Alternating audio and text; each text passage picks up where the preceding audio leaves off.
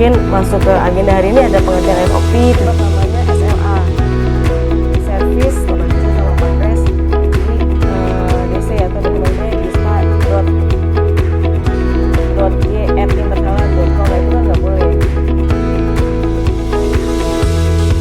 Permintaan misalnya barang atau aset, karena nanti buat backup Magista. Nanti ada orang minta email kamu.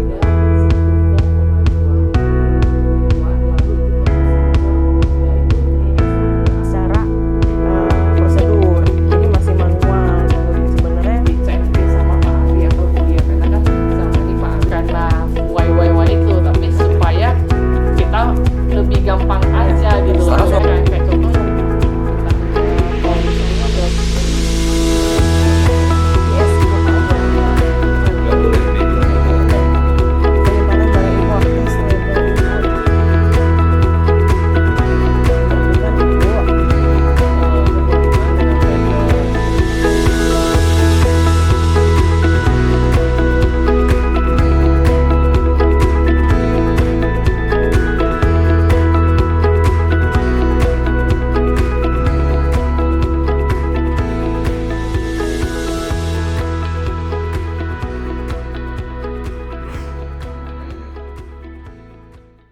Halo Sobat IMI, masih bersama saya Dita di program acara With Dita.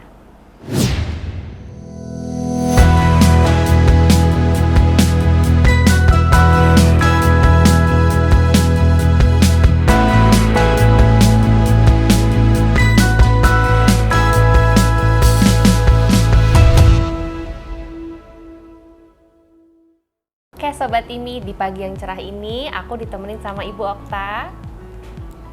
Oke, beliau adalah HRD dari Interskala Mandiri. Apa kabar Ibu Okta? Baik, terima kasih Bu Dita. Bu Dita sendiri gimana kabarnya?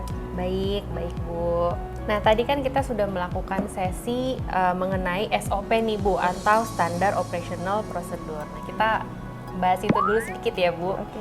Oke, nah untuk SOP sendiri itu dibuat untuk apa sih Bu tujuannya? Jadi SOP itu kita susun karena memiliki tujuan sebagai standarisasi suatu pekerjaan nih di tiap divisi untuk minimalisasi kesalahan yang dilakukan oleh karyawan. Oke, jadi penting banget ya SOP tuh untuk berjalannya sebuah perusahaan gitu Untuk ya Bu? menunjang pekerjaan sih. Oke, nah cara buatnya sendiri nih SOP tuh gimana sih? Jadi cara membuat SOP yang baru nih, terutama yang baru ya. Kalau yang lama kan kita sebenarnya sudah ada nih di tiap divisi, hanya perlu direview berkala. Direview kemudian masih layakkah dipakai gitu. Kalau untuk penyusunan yang baru itu satu menentukan tujuannya apa sih dibuatnya SOP itu di departemen yang terkait ya. Kemudian ada acuannya mengacu kepada klausul di ISO yang pasal berapa, kemudian atau mungkin peraturan perundangan atau dan yang lain. Kemudian departemen terkait apa saja nih yang mungkin terkait dengan penyusunan SOP tersebut. Kemudian sampai dengan flowchart, urutan dari mulai input, proses sampai dengan output. Dan kemudian baru dipublish.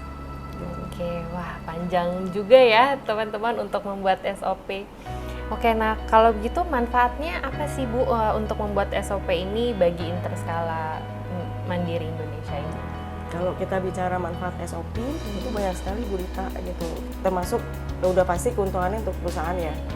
Salah satunya adalah untuk standarisasi mengenai prosedur yang digunakan gitu. Jadi tidak ada lagi lompat-lompat lompat-lompat prosedur atau mungkin kata-kata urgent itu sudah tidak ada lagi karena memang sudah ada alur yang sudah dibakukan dan dipublish serta sudah disepakati oleh manajemen. Dan ujung-ujungnya pasti efisiensi secara waktu dan cost.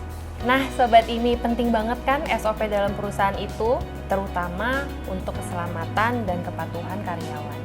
Seru ya Bu sharing session hari ini. Oke, banyak pengetahuan sekali ya Bu Dita mengenai SOP ini dan pentingnya SOP di sebuah perusahaan ya. Benar sekali Sobat ini. Nah Sobat ini jangan lewatkan topik menarik lainnya hanya di With Dita. Bye!